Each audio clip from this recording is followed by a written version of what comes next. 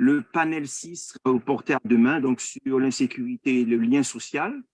Et on va aussi zapper les 20 minutes qui étaient prévues entre le panel 3 et 4.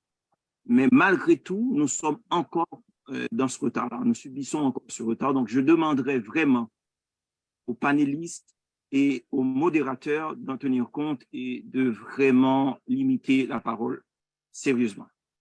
Merci beaucoup. Bonjour, bonjour, bienvenue à ce troisième panel dans le cadre de cette conférence internationale sur la sécurité. Je sais que le temps fait énormément la guerre au panel que j'aurai le plaisir d'animer, mais nous allons essayer vraiment d'écourter le temps le plus possible tout en permettant à nos intervenants de présenter quelque chose d'intéressant et qui convient parfaitement au contexte, puisqu'il est clair que cette conférence ne saurait être complète sans la question de l'analyse de l'insécurité au regard des droits humains. Et pour cela, nous avons affaire à trois intervenants qui évoluent dans le domaine de l'éducation, dans le domaine sociologique également, et nous aurons le plaisir de laisser la parole tout premièrement à Franklin Benjamin, qui lui-même est titulaire d'un doctorat en sciences sociales et études culturelles. Il a un parcours préalablement en philosophie, lettres, langues, civilisation, mais également en communication. Et actuellement, il est directeur de recherche en éducation à l'Institut de formation, recherche et innovation en éducation. Et il est également chargé de cours à l'École normale supérieure et dans d'autres facultés de l'Université d'État d'Haïti. Alors, l'intervention de M. Benjamin s'intitule « État de droit et citoyens introuvables ». On aurait aimé faire un débat sur la question des droits humains, parce que en matière de droits humains, on fait référence aux droits de l'homme et nous savons que le droit de l'homme, les droits humains, ben, c'est le fait même d'exister qui nous confère automatiquement des droits. Et dans le contexte actuel où c'est pratiquement le chaos, question de sécurité en Haïti. Et comme Monsieur Alphonse l'a dit si bien tantôt dans son intervention, il ne s'agit pas uniquement de la sécurité du corps et des biens, mais c'est toute forme d'insécurité. En ce qui a trait, on est confronté à l'insécurité alimentaire, on est confronté à un problème d'accès à l'éducation, l'accès à l'eau potable, toute forme d'insécurité. Mais pour écourter, je vais laisser les intervenants élaborer davantage sur la question. Et comme je l'ai dit tantôt, le thème que M. Benjamin va aborder, c'est État de droit et citoyens introuvables. Et c'est une thématique tout à fait intéressante. Nous lui laissons le temps d'élaborer davantage sur la question. Monsieur Benjamin, vous avez le panel et bien sûr 10 minutes d'intervention. Merci Peggy et merci aux organisateurs et de cet événement, en tout cas qui nous offre l'opportunité de réfléchir avec beaucoup de spécialistes, d'experts du domaine et sur la question de l'insécurité. Donc, c'est pour moi un grand plaisir. Donc, j'ai pris aussi beaucoup d'intérêt à écouter les précédentes interventions, desquelles j'ai tiré beaucoup de choses et sans doute, je ne vais pas répéter non plus des hypothèses qui sont déjà avancées. Je voudrais dire seulement que je vais peut-être m'arrêter autour de la thématique du panel État de droit et citoyenneté, et État de droit et citoyenneté et insécurité en Haïti, pour essayer d'avancer quelques hypothèses. Donc, ce n'est pas une réflexion, on va dire, arrêtée, mais c'est seulement d'essayer d'avancer quelques hypothèses pour essayer de comprendre un peu le contexte sociologique et historique dans lequel est émergé le débat sur l'insécurité. Sans doute, l'émergence de ce débat est conditionnée par ce qui se passe dans le pays, c'est-à-dire la guerre des gangs, le phénomène de kidnapping et tout le reste. Mais je pense, dans ma compréhension, qu'on se serait trompé si on tenait seulement à analyser la question de l'insécurité seulement du point de vue de l'actualité. Parce que, et comme beaucoup d'autres intervenants l'ont souligné auparavant, il y a des racines historiques et sociologiques qu'il faut chercher à comprendre et sans lesquelles, précisément, sans cette compréhension-là, il sera impossible, en tout cas très difficile, d'apporter des solutions concrètes et opérationnelles à la question de l'insécurité.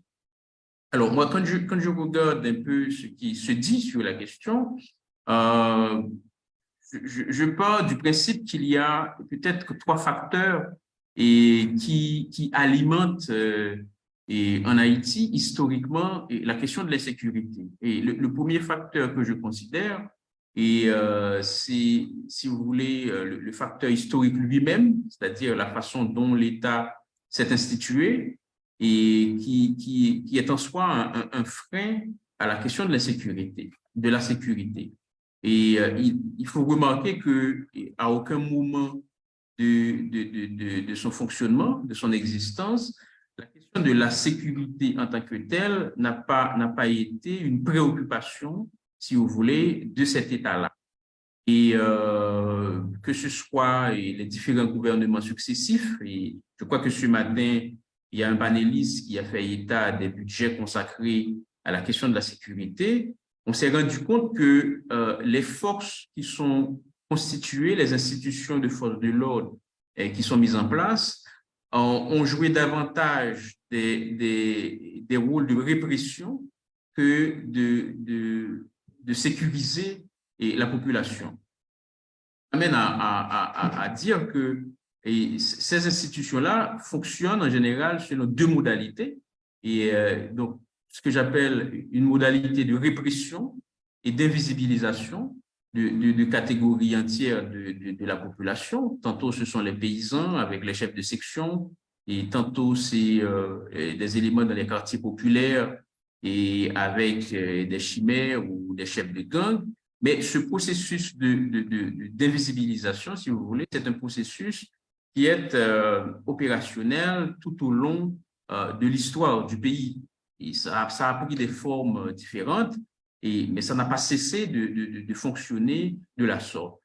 Et la deuxième forme, c'est ce que j'appelle la modalité du care, c'est-à-dire la modalité de la prise en charge, et qui consiste dans le fait que l'État abandonne ses rôles, ses fonctions, et les laisse à des institutions, tantôt internationales, tantôt des ONG locales. Donc, le sort de la population donc, est transféré, si vous voulez, à ces institutions-là. Donc, on a un retrait de l'État quand cet État-là ne fait pas de la répression, si vous voulez. Donc, elle fonctionne sous le mode, selon la modalité du care. Et ce que j'appelle, si vous voulez, les facteurs qu'on peut considérer comme historiques, qui sont liés sans doute à la dimension postcoloniale des institutions de maintien de l'ordre, et l'armée dans un premier temps, et sans doute après les différentes versions qu'on a eues tout au cours de l'histoire, qui ont plus été des institutions inféodées à des individualités, et que vraiment consacrées à la protection et à la défense des citoyens en tant que tels. J'ai aussi souligné un deuxième facteur, à côté du facteur historique, qui est le facteur externe, dans la façon dont, si vous voulez, Haïti négocie ses relations avec d'autres puissances et d'autres pays, que ce soit de la région ou peut-être faisant partie de la communauté internationale en général.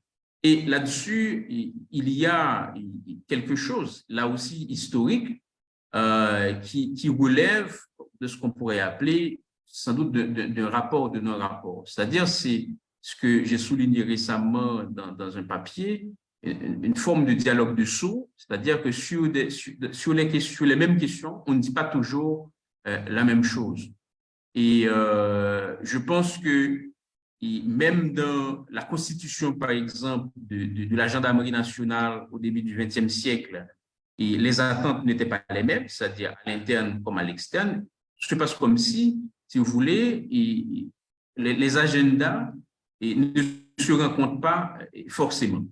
Et ça, c'est un facteur déterminant dans la mesure où, tout au cours de l'histoire, la communauté internationale était appelée à jouer un rôle déterminant, si vous voulez, dans l'institutionnalisation des forces de l'ordre et dans la formation aussi de ces mêmes forces, et depuis plus d'un siècle, on va dire ça comme ça. Donc, il y a si vous voulez, deux visions de la sécurité, une vision interne et une vision externe, et en général, qui ne se rencontrent pas. Et il y a un troisième facteur, et à mon avis, qui pose un problème et aussi dans la manière d'aborder la question des droits de l'homme, c'est le fait que, en général, les citoyens sont très peu concernés par la façon dont ces questions sont discutées, si vous voulez. Et mis à part peut-être la convocation lors de l'adoption de la Constitution de 1987 à travers le référendum, donc on demandait à la population de se prononcer, mais on se rend compte que dans les grandes décisions impliquant les questions de sécurité et de souveraineté du pays, et les citoyens ont très peu de fois été sollicités. Et là, je pense que c'est un problème fondamental, et c'est considéré que les citoyens eux-mêmes n'ont pas grand-chose à dire sur leur propre sécurité.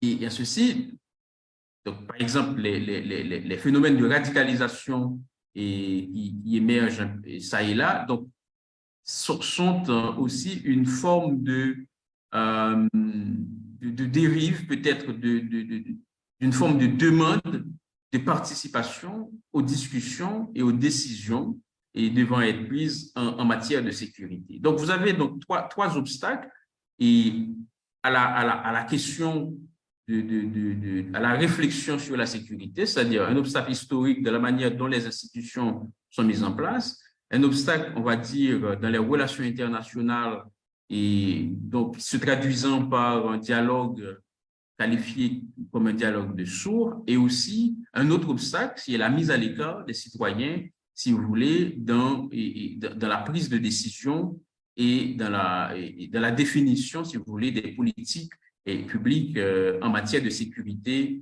pour le pays. Donc, cela nous amène à penser que il y a, si vous voulez, un ensemble de conséquences de la façon dont ces facteurs sont conjugués.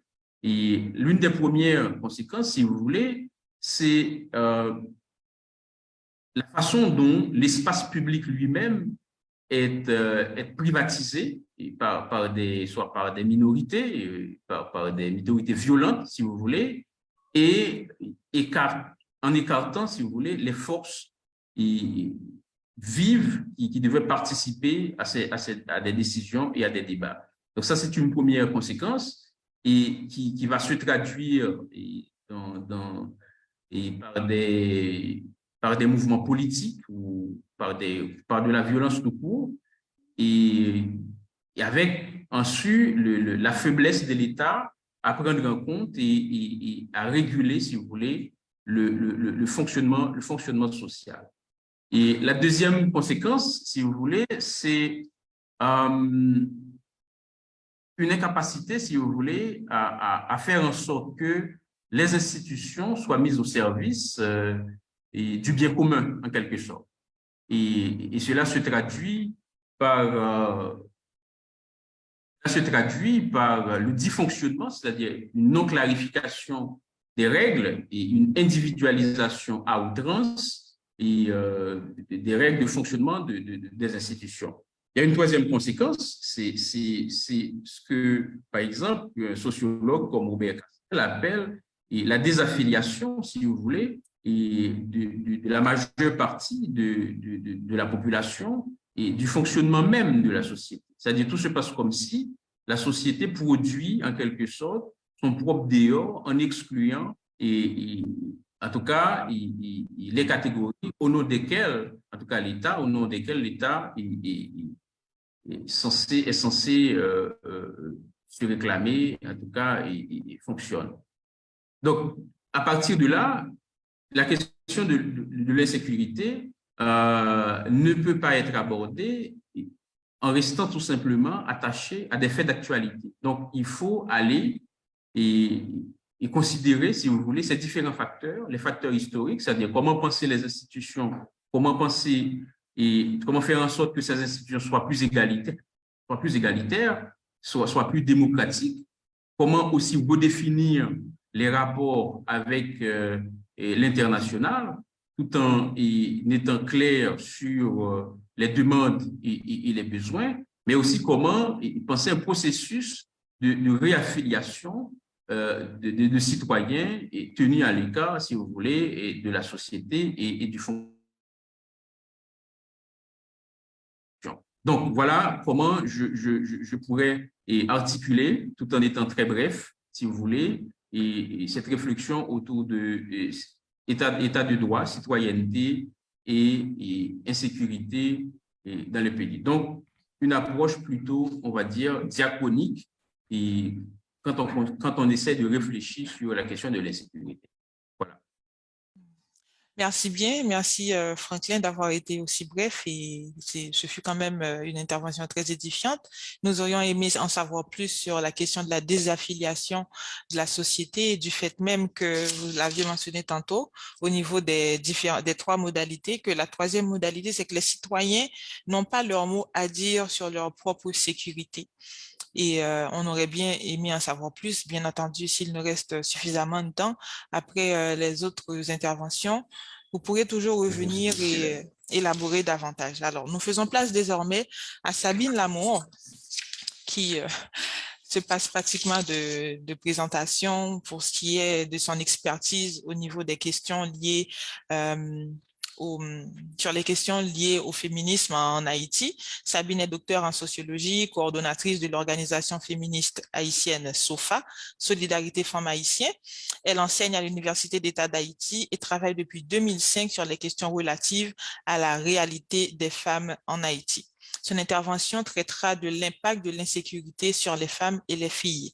Et bien entendu, on ne pourrait pas couvrir tous les champs que l'insécurité affecte ou influence, mais il est important de souligner que dans toutes les situations d'insécurité, dans toutes les situations d'oppression, il y a toujours des groupes qui vont subir davantage ou des formes plus pressantes de cette insécurité. Et justement, Sabine va intervenir sur comment l'insécurité affecte les femmes et les filles, parce qu'il s'agit de deux dimensions différentes et les droits des femmes demeurent les mêmes, mais les filles et les femmes, il faut comprendre que c'est pas deux dynamiques différentes, elles sont complémentaires, mais comment chacune sont affectées, elle va nous en parler tout de suite. Sabine, vous avez également 10 minutes.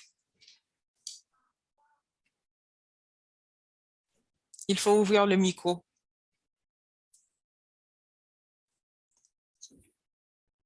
Merci. Je suis plus la coordonnatrice générale de la SOFA, je parle en mon nom, je suis professeure à l'Université d'État d'Haïti.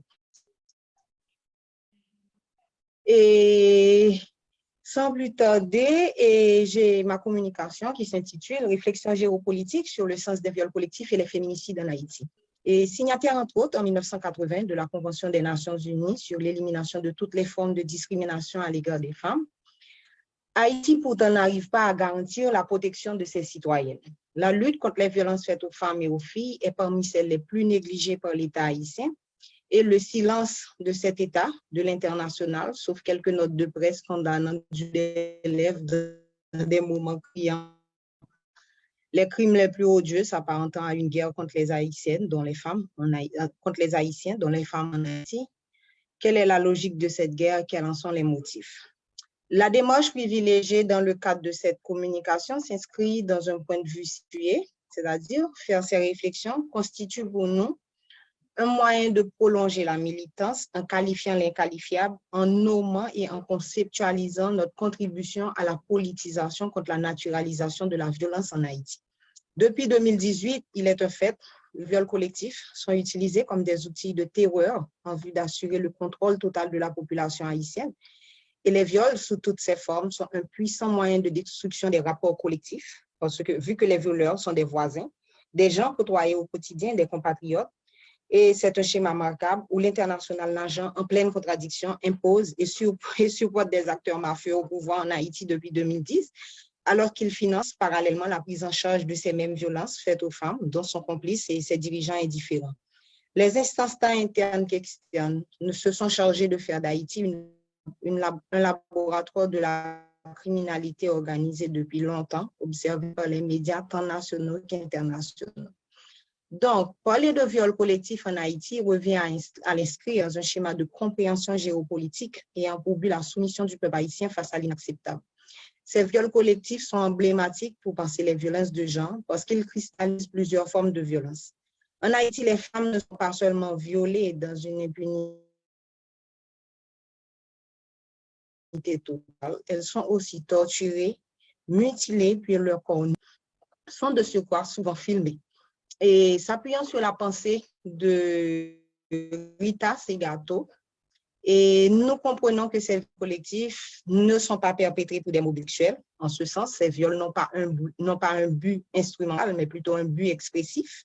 Ils sont un langage au travers duquel les hommes délivrent des messages de manière verticale destinés aux femmes et surtout de façon horizontale à destination de leurs confrères masculins.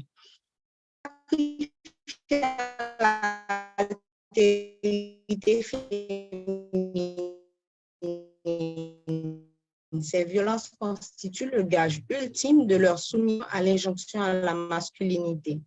En tant l'injonction à la puissance, au pouvoir et au contrôle sur autrui, et par extrapolation, ces viols conduisent globalement à la soumission sociale. C'est la responsabilité des pouvoirs publics fréquents, c'est dans le temps auquel ils se perpétuent. Ils sont tributaires de la complexité de nos dirigeants qui, encadrés par l'international, n'hésitent pas à déclarer que tout est sous contrôle dans les espaces soi-disant chargés de la défense des peuples. Ces pratiques ne sont pas nouvelles. Il a été démontré le rôle joué par les viols des Haïtiennes par les Marines en 1915 dans l'installation du processus occupationnel. Conséquemment, les luttes menées par les femmes ont été, entre autres, déterminantes dans le processus de désoccupation en Haïti. Ces luttes ont par ailleurs favorisé la systématisation d'une conscience féministe en Haïti, induisant d'autres luttes pour l'accès à la citoyenneté. Jouir de ses droits civils et politiques, devenir citoyenne implique la possession de son corps et de son territoire. Déposséder les individus de leur corps, de leur dignité et de leurs droits facilite l'institutionnalisation d'un régime de terreur dont le but est la destruction totale du pouvoir social et politique. Ces viols ont pour effet d'isoler les victimes, de décourager la résistance et instiller la peur de s'adonner à des pratiques considérées jusque-là comme normales en Haïti. Les manifestations, les pétitions, les plaidoyers, les sit-ins, les actions éclairs et les grèves.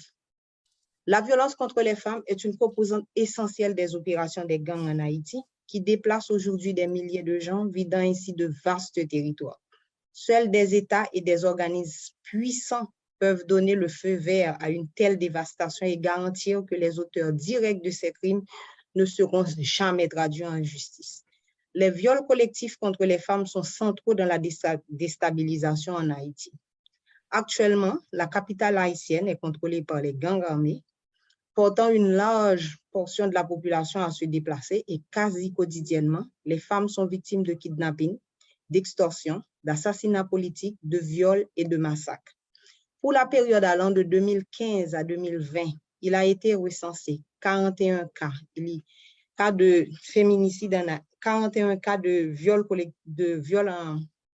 collectif en Haïti. Il y a lieu de souligner qu'en 2020, le record de féminicide a été atteint avec 12 cas.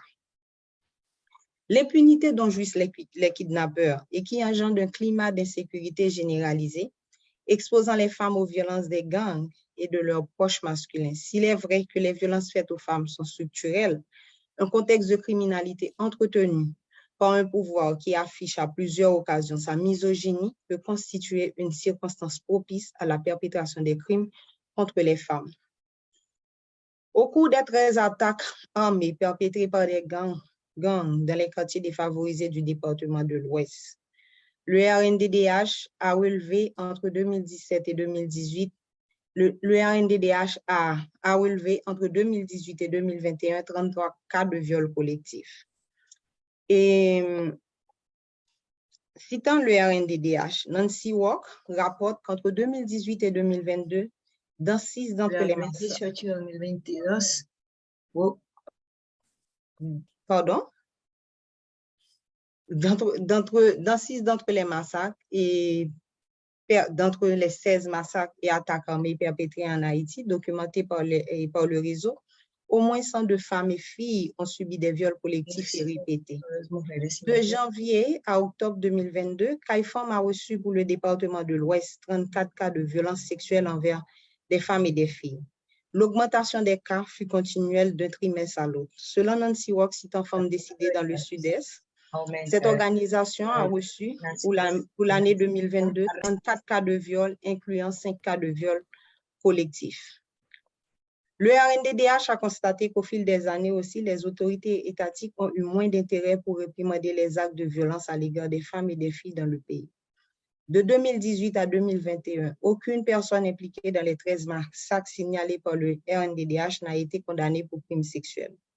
L'extension des groupes criminels armés dans la zone métropolitaine de la capitale, Port-au-Prince, coïncide avec une accentuation des violations des droits de l'enfant qui deviennent de plus en plus alarmantes. Excusez. Du vendredi 24 au dimanche 26 septembre 2021, plus d'une dizaine de cas de kidnapping ont été enregistrés dans la zone métropolitaine de Port-au-Prince. Excusez Sabine, juste un instant, on va demander à la personne qui a ouvert son micro de l'éteindre. Merci beaucoup. Oui, allez-y. OK. Les victimes sont majoritairement des femmes, signale et par exemple le MCFDF, et ces actes, comme nous le savons, auront de graves séquelles psychologiques, économiques et sanitaires sur la vie des femmes et des filles concernées. Comme le souligne Segato parlant de l'Amérique latine, une telle violence ne peut pas naître de la vie quotidienne d'une communauté. C'est de la violence apprise. Elle est forcément planifiée, réfléchie et perpétrée avec une garantie d'impunité totale. Et l'assassinat des femmes aussi est un phénomène préoccupant qui s'accompagne d'une volonté de dépouiller les victimes de toute dignité, même dans la mort. Le spectacle de femmes publiquement exécutées, celui de leur corps torturé, mutilé, carbonisé, jeté sur des tas d'immondices est devenu courant à Port-au-Prince. Les cas répétitifs de viols non punis par les autorités judiciaires marquent les mémoires. Ces actes ne sont pas une simple manifestation de l'insécurité. Il s'agit de féminicides, de crimes patriarcaux qui traduisent la phase extrême des violences exercées à l'encontre des femmes en raison de leur appartenance au sexe féminin. Ces crimes trouvent un terrain fertile dans le déni des droits des femmes que la société haïtienne voudrait banaliser, et le féminicide constitue un crime organisé dont la violence est structurellement échafaudée par ce que Segato appelle un second État dans l'État, c'est-à-dire des structures mafieuses qui œuvrent en réseau, des groupes para-étatiques qui agissent en connivence avec tous les organes de l'État, des gangs qui consolident dans leur rivalité une masculinité prédatrice par et pour la conquête des territoires. La crise politique jointe à la criminalité grandissante met en jeu les acquis de la lutte contre les violences faites aux femmes et aux filles en Haïti depuis des décennies selon Alter Press. Comment exiger une législation plus sévère quand l'État se montre indifférent à ces problèmes? À l'intention de qui se feront les plaidoyers? Les programmes de leadership féminin, la prise en charge des violences des femmes et la prise en charge des violences faites aux femmes financées par l'international concerne qui en définitive en Haïti? En conclusion, les viols collectifs, les viols tout court participent au muselage de la population par le déni de dignité et de droit. L'établissement de la peur engendrant la perte de la mobilité, la réclusion et l'incapacité de jouir pleinement de sa citoyenneté. Ils ont pour rôle de produire des citoyennes dociles, des subjectivités politiques désubstantivées, Et dans ce cadre, les financements pour lutter contre les violences faites aux femmes par l'international apparaissent comme étant des formules d'apaisement agissant de manière mécanique dans des organisations féministes et féminines démultipliées et sans force politique de frappe réelle. Et le corps de la femme devient ainsi arme de guerre et sert de levier pour la prise en otage de toute une population au bénéfice d'agendas inavouables, d'intérêts impérialistes, de mise sous tutelle en vue d'exploitation éhontée, certaines fois des ressources du pays. En soubassement de cette terreur orchestrée, vise à anéantir toute velléité de prise en main des Haïtiens et Haïtiennes de leur destin, en brisant le tissu social et en sabordant les espaces de réflexion et d'action. Toutefois, en dépit de cette guerre larvée, le peuple haïtien en lutte dans toutes ses composantes demeure debout et continue à se battre pour que le jour de la libération se lève. Merci beaucoup. Merci beaucoup, Sabine. Une intervention tout aussi édifiante que celle de Franklin Benjamin. Et nous retenons que effectivement, il y a beaucoup d'initiatives qui sont prises par différents organismes féministes qui ont vu le jour, mais c'est quoi leur force de frappe? Comment est-ce qu'elles s'organisent? Comment est-ce qu'ils s'organisent entre eux?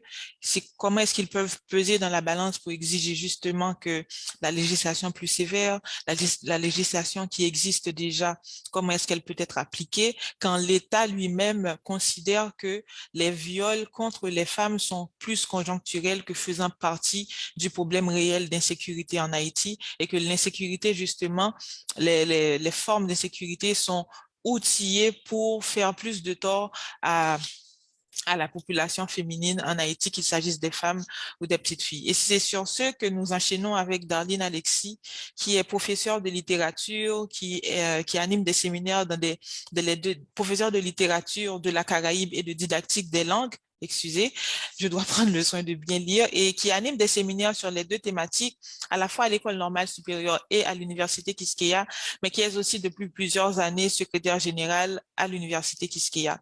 Elle va enchaîner justement sur les questions, sur les ressources et les outils qui sont à disposition d'Haïti, des institutions qui œuvrent au niveau de la question de la sécurité et qui sont proposées par les organismes internationaux en général sur les questions des droits humains et qui concernent principalement les femmes également, si je ne m'abuse. Vous pourrez toujours rectifier.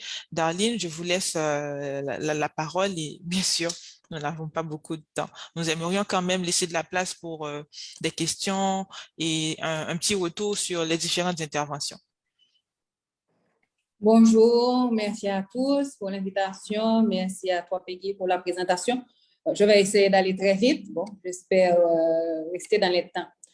Alors, le titre de ma présentation, c'est « Quelles ressources et outils contre la violence faite aux femmes ?» Donc, je reste vraiment sur le domaine de la violence faite aux femmes et pour cette présentation. Dans le dernier rapport daté du 9 mai dernier du RNDDH et qui prend en compte la situation sécuritaire en Haïti entre avril 2022 et avril 2023, nous apprenons qu'il y a eu 9 massacres entre avril 2022 et avril 2023 dans différentes régions du pays. Parmi ces 9 massacres, 6 comptabiliseraient à eux seuls 734 assassinats et 505 cas de viols collectifs sur les femmes et les filles. Il s'agit là de bilans d'épisodes de grande terreur, dont certains ont pu durer plusieurs jours, avec une population souvent totalement livrée à elle-même et à la merci de bandits munis d'armes de guerre, Anouaille, Savane Pistache, Source Matelas, Bel Air. Ces chiffres font peur. Ils font peur parce que nous savons ce que de telles violences coûtent aux victimes. Nous savons ce que de telles violences coûtent à un pays. Mais ces chiffres ne prennent même pas en compte les nombreux autres cas de violences sexuelles. Donc, certaines fois, les échos nous parviennent des médias et sur les réseaux sociaux. Sabine a déjà mentionné, les bandits prennent plaisir aujourd'hui à filmer leurs exactions et à nous les mettre sous les yeux. Alors, pour ces autres cas de violences sexuelles, il y a les statistiques de l'institution policière ou encore les statistiques produites par les associations féministes à partir de la compilation de données issues de leur propre structure, des rapports de police et des centres hospitaliers. Échappent à ces statistiques tous les autres cas non répertoriés et gérés dans le microcosme des bidonvilles, des quartiers résidentiels, des villes et des campagnes. Après la présentation de Franklin Benjamin et de Sabine Lambeau, j'interviens donc sur la question des ressources à notre disposition. Donc, très rapidement, puisque ce sont des outils et ressources connues, je vais les mentionner. Et ensuite, voir tout ce qui a été fait déjà en Haïti par rapport à ces mesures préconisées, entre autres, par l'Organisation des Nations Unies, les obstacles qui limitent leur efficacité dans le contexte haïtien, pour voir à partir de là l'ampleur de la tâche qui nous attend, l'ampleur de la tâche qui attend le pays, et quelques propositions éventuellement envisagées et tenant compte de tout ça. Les ressources et les outils. L'ONU a synthétisé sous forme d'outils d'aide-mémoire 16 mesures pour lutter contre les violences faites aux femmes. Ces mesures relèvent de 4 catégories d'actions. Donc, il y a une première catégorie qui renvoie aux lois. Donc, les traités internationaux, les conventions régionaux à ratifier, leur adoption dans le système légal national et l'application de ces lois. Il y a également toujours par rapport à la question de la loi, rendre la justice accessible aux femmes et aux filles, mettre un terme à l'impunité dans le cadre de la violence sexuelle en période de conflit. C'est une première catégorie qui tourne autour de la loi. Il y a une deuxième catégorie qui tourne autour des services de base qu'un État doit mettre en place pour assurer un accès universel aux services de base, pour former les prestataires de services de base, pour proposer des ressources publiques adéquates, en particulier pour faire face à ce genre de problème. Des investissements, donc ça c'est le secteur économique, des investissements à faire dans l'égalité des sexes, l'autonomisation des femmes, favoriser par exemple les initiatives des femmes, financement des entreprises, accès au crédit, à la formation, à la reprise de la scolarité ou à la formation continue pour le développement de compétences spécifiques. Nous avons des tas d'exemples où, par exemple, dans ce pays comme le Brésil, les familles monoparentales gérées par des femmes reçoivent une forme de subvention donc, qui permet d'éviter des tas de problèmes, comme le recours à la prostitution pour pouvoir s'occuper de sa famille, par exemple. La dernière catégorie à voir avec l'éducation, la sensibilisation. Donc, il faut accroître la sensibilisation du public et la mobilisation sociale. Il faut engager les médias dans cette lutte contre les violences faites aux femmes. Il faut travailler pour et avec les jeunes comme acteurs de changement. Il faut mobiliser les hommes et les garçons, les sortir de l'entre-soi masculin tel que théorisé par Sabine Lambeau. Et pour faire tout ça, pour ce quatrième groupe d'action, il y a les programmes de formation tout public pour familiariser les gens avec les mécanismes de violence dans le couple, dans la famille, fournir des repères pour une vigilance accrue, fournir des informations, etc. Des programmes pour la formation des professionnels de l'enfance, les professionnels du droit, les professionnels de la santé. Donc, tout ça, ce sont des ensembles de mesures qui doivent permettre, préconisées par les agences internationales et par les États, pour permettre de lutter de manière plus efficace contre la violence faite aux femmes. Bon, maintenant, si nous revenons à nos statistiques de départ et aux statistiques fournies par Sabine, on se dit peut-être que c'est parce que nous sommes dans l'ignorance de ces ressources et de ces outils qu'aujourd'hui, en Haïti, nous avons droit à ces statistiques de grandes violences dans lesquelles, au cours desquelles le corps des femmes et des filles sont pris pour cible, sont mutilés, violés, exposés. Donc, nous disons peut-être que c'est ça qui est la cause. Mais non. Quand on regarde d'un peu plus près, et si on se base sur l'article publié en 1913 dans la revue Haïti Perspective par l'anthropologue Eunil Bui, donc l'article qui a pour titre « Violences faites aux femmes en Haïti, état des lieux et perspectives », nous avons un texte qui retrace de manière succincte et précise les actions et les grandes dates qui ont jalonné le travail des féministes haïtiennes dans leur lutte pour la reconnaissance des droits des femmes et contre les violences faites aux femmes. Les contributions des féministes ont pris la forme de plaidoyer auprès des gouvernements successifs pour la ratification et l'adoption de textes internationaux, l'harmonisation des textes nationaux avec les conventions et les traités signés, l'adoption de cadres juridiques fonctionnels, la dispensation par les structures publiques de services répondant adéquatement aux besoins des femmes victimes et de viols. Donc, ça couvre déjà deux des catégories vues tout à l'heure dans le cadre des 16 mesures préconisées par l'ONU. En 1997, les féministes haïtiens ont mis en place le premier tribunal international symbolique contre les violences faites aux femmes. Et Eunil Bui nous apprend que de ce tribunal-là va sortir un comité de négociation des femmes avec les parlementaires. C'est ainsi que grâce à ce travail de plaidoyer et de création d'une interface entre le politique et les organisations de la société civile comme les organisations féministes, un comité de négociation a été mis en place pour prendre en compte la question de la criminalisation du viol, la dépénalisation de l'avortement et de l'adultère, la révision du statut et des conditions de travail du personnel domestique, etc. Tout ça fait partie des premiers axes de travail de ce comité. Toujours dans le cadre de ces batailles et de ces négociations, un ensemble de décrets vont être pris par l'État haïtien. Adoption du décret du 6 juillet 2005, qui criminalise le viol et renforce les sanctions. On a eu le vote du Parlement sur la loi sur le travail domestique, la loi sur la filiation et la paternité responsable, qu'on va appeler autrement une fois au moment de sa divulgation dans le journal, dans le Moniteur. L'adoption par les autorités étatiques de mesures comme le protocole de collaboration entre le ministère de la Condition féminine et aux droits des femmes et le ministère de la Justice et de la Sécurité publique.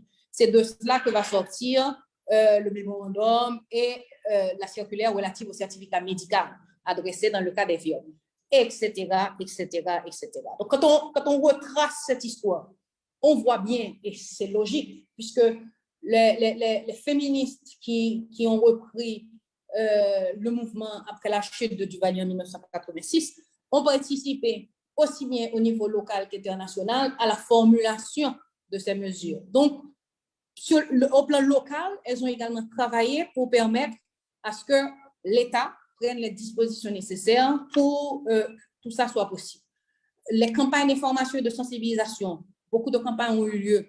L'ouverture de centres d'accueil, d'écoute et d'hébergement des femmes, SOFA, CAIFEM, le centre d'hébergement Yvonne Hakim-Rimpel du ministère de la Condition féminine, Femmes décidées dans le Sud-Est, et une concertation nationale contre les violences faites aux femmes, structure tripartite constituée de représentants de l'État, de la société civile, avec l'appui des Nations Unies et de la coopération internationale. Malgré tout ce travail, malgré la mise en place de toutes ces structures, malgré les lois votées au Parlement et publiées dans le Moniteur, il faut bien faire le constat de résultats largement insuffisants par rapport aux efforts déployés.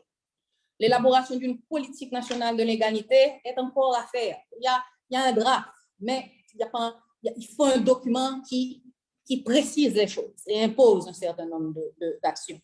Défaillance au niveau de la législation sur les violences faites aux femmes.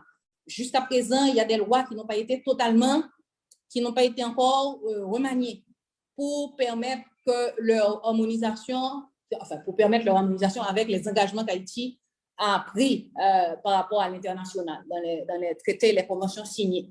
Ce qui nous rend certes signataires des traités et conventions, mais qui nous rend aussi, quelque part, encore non contraints d'appliquer le contenu de ces conventions et de ces traités.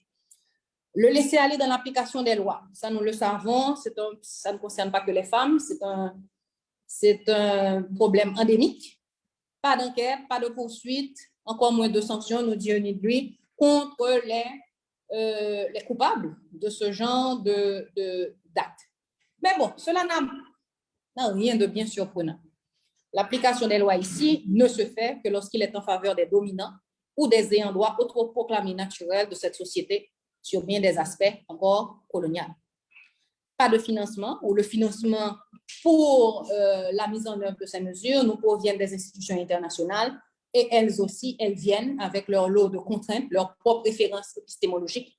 Et donc, très souvent, nous travaillons sur des choses qui n'ont absolument rien à voir avec ce que notre histoire dit de nous, ce que la construction de notre société dit de nous. Certains autres aspects du problème n'ont pas été abordés par Onidlui. En particulier, les raisons de la réticence des autorités gouvernementales à fournir un budget, les infrastructures et autres moyens nécessaires à l'atteinte des objectifs de lutte contre la violence faite aux femmes. Or, comprendre les raisons de tels comportements, c'est primordial pour une réorientation des stratégies devant amener les gouvernants, mais aussi les collectivités à prendre, donc la société, à prendre les dispositions appropriées par rapport à ces objectifs-là.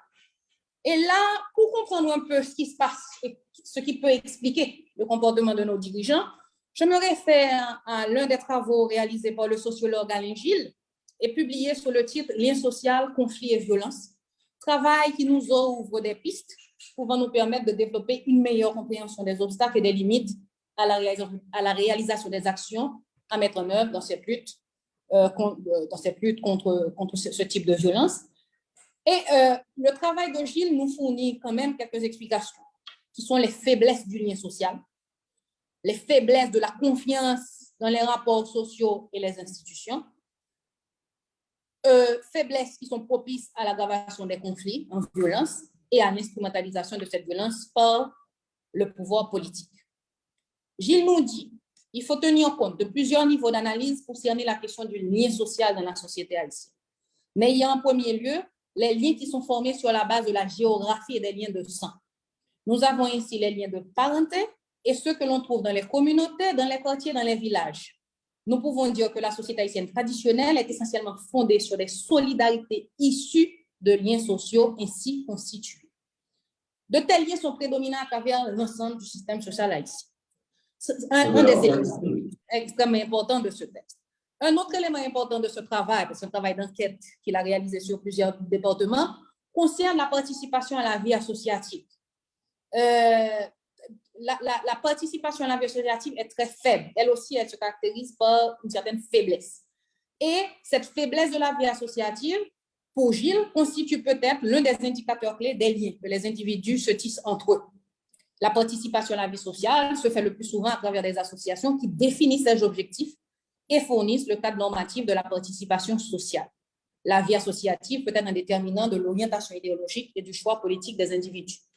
Alors, je continue pour dire que cette absence de vie associative d'individus qui ont migré, parce que c'est ce qu'il prend en compte, la migration interne, qui ont migré de leur lieu de vie traditionnel vers les bidonvilles des principales villes du pays, détachés de leur communauté et intégrés des espaces caractérisés par la méfiance et non propices à la construction de liens sociaux, rend les individus vivant, pour la plupart, dans ces conditions de vie précaires, disponibles pour le personnel politique aspirant à la gestion du pays ou pour le personnel politique au pouvoir et devant neutraliser l'opposition à leur gouvernance.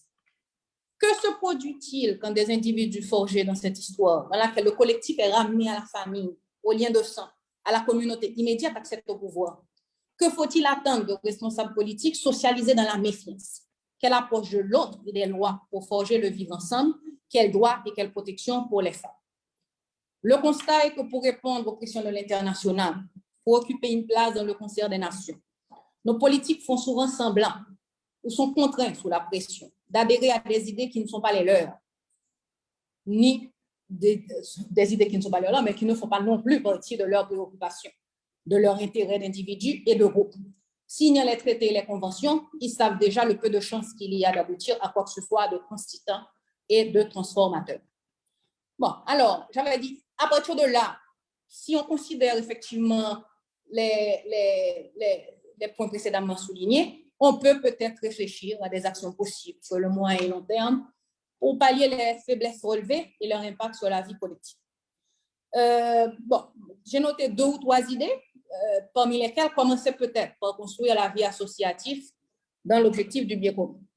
Alors, tout en préconisant cette action-là, je souris, parce que certains gouvernements par le passé ont créé des programmes visant l'animation de la vie des quartiers dans quelques villes du pays. Mais l'objectif n'a jamais été de créer un espace de vivre ensemble. L'objectif n'a jamais été le bien commun. L'objectif, c'était d'instrumentaliser les groupes de jeunes, les transformer en leaders communautaires, autre nom pour les bandits au service des politiques et des financiers. Donc, c'est ainsi que des leaders communautaires qui sont passés dans notre histoire de terreur récente ont émergé et amplifié l'usage de la violence comme moyen pour neutraliser des mouvements revendicatifs des populations de ces quartiers. La vie associative passerait par des centres d'animation culturelle avec bibliothèques, cours de musique, clubs de cinéma et débats, avec un personnel qualifié et un financement centralisé. J'insiste sur le personnel qualifié parce que les politiques ont le chic pour détourner toutes les mesures pour aboutir à quelque chose et mettre des personnels non qualifiés à des places où il faut les compétences pour obtenir les résultats souhaités, c'est une de leurs spécialités. Donc, ces espaces auraient également pour mission de vulgariser les idées à propos de la lutte contre la violence, la lutte sur la violence contre les femmes et les filles, des espaces aussi qui contribueraient à casser l'entre-soi masculin.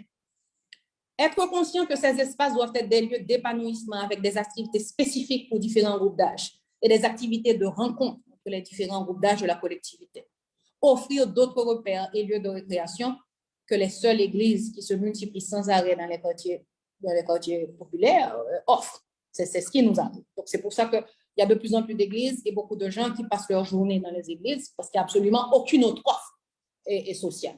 Construire le citoyen et la citoyenne. Je ne vais pas insister sur ce point-là parce que là encore, nous avons écrit énormément de documents sur l'éducation à la citoyenneté, les actions pour la construction de la citoyenneté. Là encore, les gouvernements successifs, ils acceptent les documents, ils signent les documents, mais ils ne mettent absolument aucun moyen à disposition pour qu'advienne le citoyen et la citoyenne haïtiens et haïtiens. Que l'école soit le lieu d'apprentissage, que les familles et les communautés... oui, alors... attendez une seconde, je me suis perdue. Alors oui, construire donc revenir avec ce qui est prévu dans les programmes de citoyenneté, mais également faire de l'école le lieu d'apprentissage pour contourner la démarche genrée que les familles et les communautés ont des enfants. Par exemple, la cuisine, le repassage, le nettoyage sont des apprentissages de filles dans les familles et dans les communautés. Il reviendra à l'école de casser cette façon de voir les choses, de comprendre les choses, parce que les familles et les communautés eux-mêmes, d'elles-mêmes, ne vont pas le faire. Et ça aussi, je pense qu'il faut une vision très claire de ce qui est possible et des lieux par lesquels il faut passer pour concrétiser les objectifs.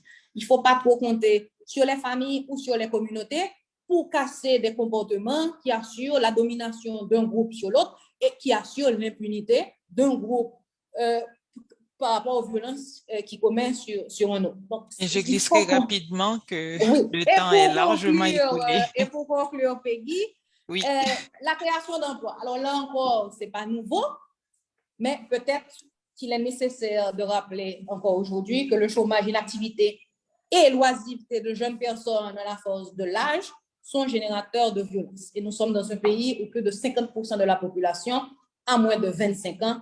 Donc, 50% qui ne fait pas grand-chose, 50% qui a du temps pour commettre les actes les plus répréhensibles. Merci beaucoup.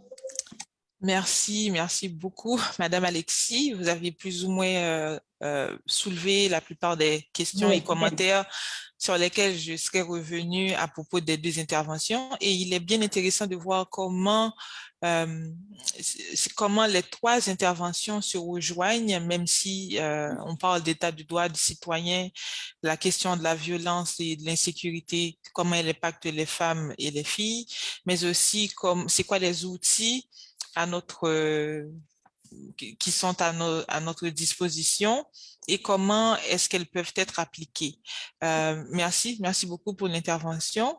Comme on dit, la charité bien ordonnée commence par soi-même. On a, je pense, un 5 minutes pour des questions. Je voudrais savoir si les techniciens sont OK avec cela. Monsieur Lumarc, avons-nous 5 minutes pour les questions?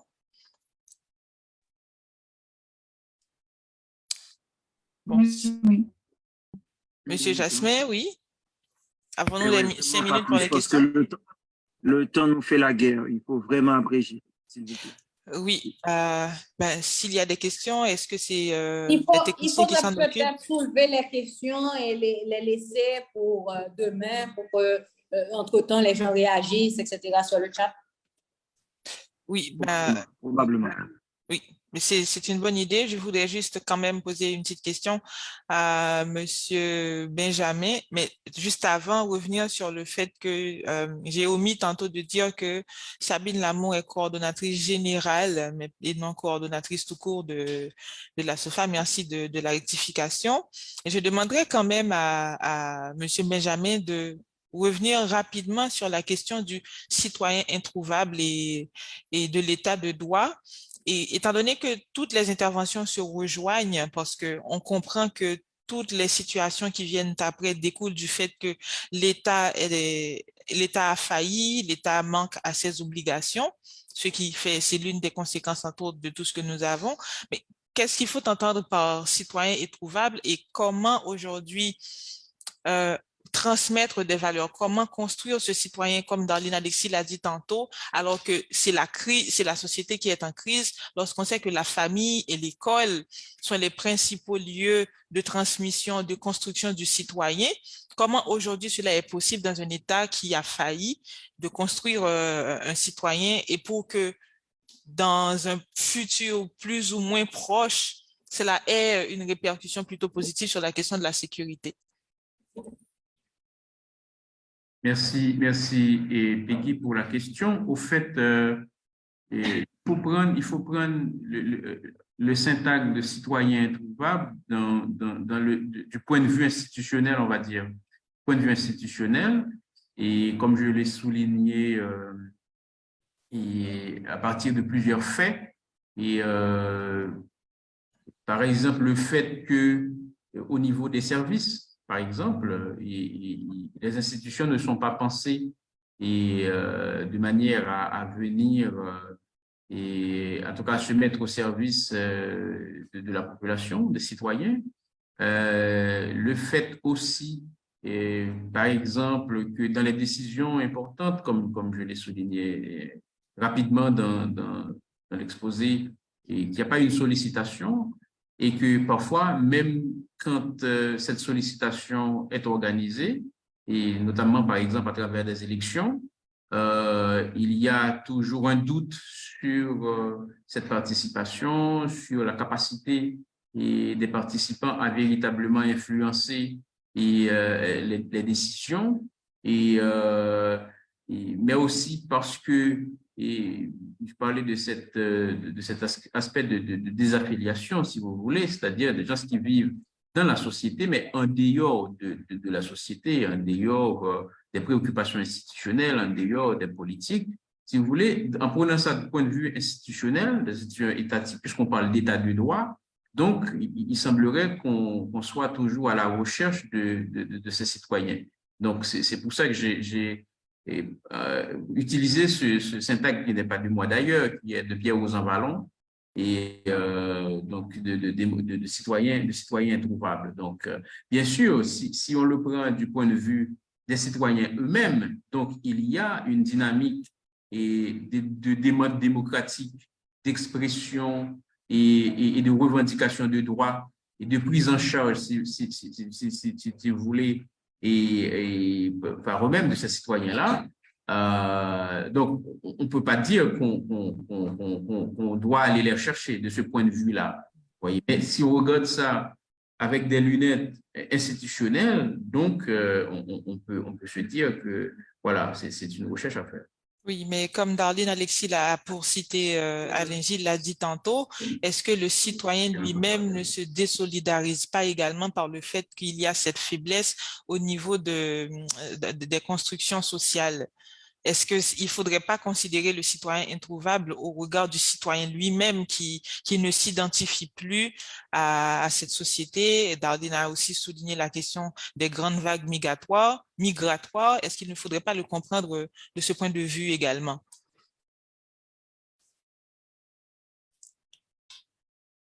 Oui, sans doute, absolument. Ben, le temps est écoulé. Malheureusement, nous ne pourrons pas accorder davantage de temps pour les questions.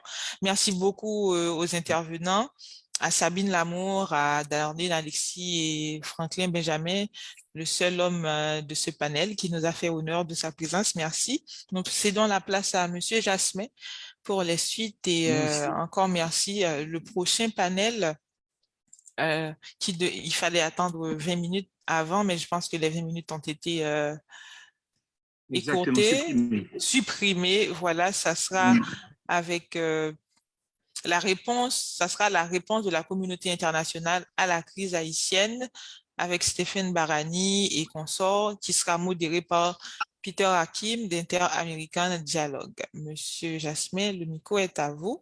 Merci beaucoup. Merci beaucoup, Madame Florpierre, et compliments à vous et aux participants à ce panel. Vous avez fait l'effort de respecter le temps tout en proposant des interventions profondes.